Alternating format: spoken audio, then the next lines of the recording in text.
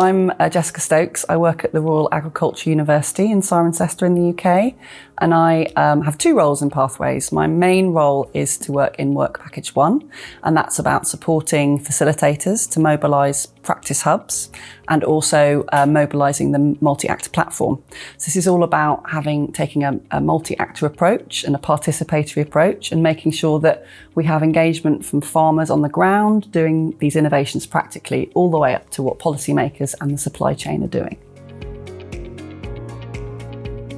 So I come from a psychology background. I come from a kind of empowering people, getting people involved, getting people motivated, engaged. And we're talking about the future of the food system here. We're talking about transitions. We're talking about kind of a revolution almost of the food system.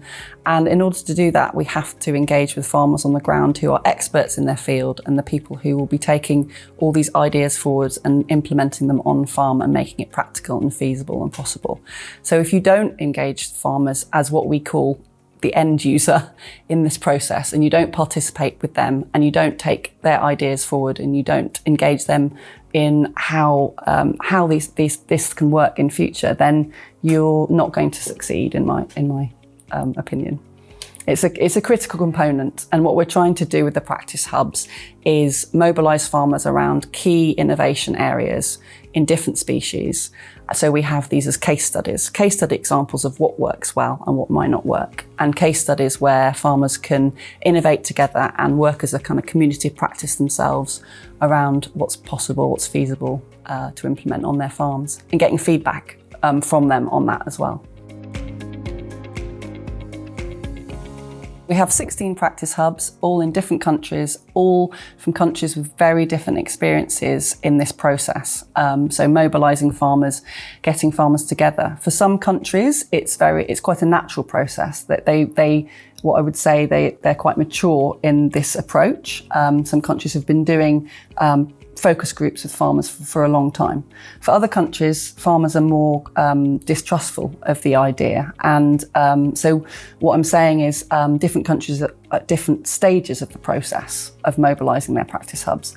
But having said that, and also despite some kind of really big key challenges over the last 6 months associated with the Ukrainian war, food prices going through the roof, despite these existential challenges, all practice hubs have actually been able to engage farmers and mobilise their groups. So we're incredibly happy and proud and pleased about that.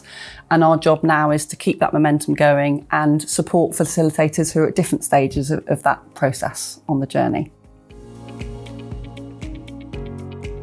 I think the main challenge is that Pathways has engaged what I would call naturally innovating farmers, policymakers, people who are keen to engage, people who are quite progressive and on board, and it's part of their day job to do this on their farm or in their roles.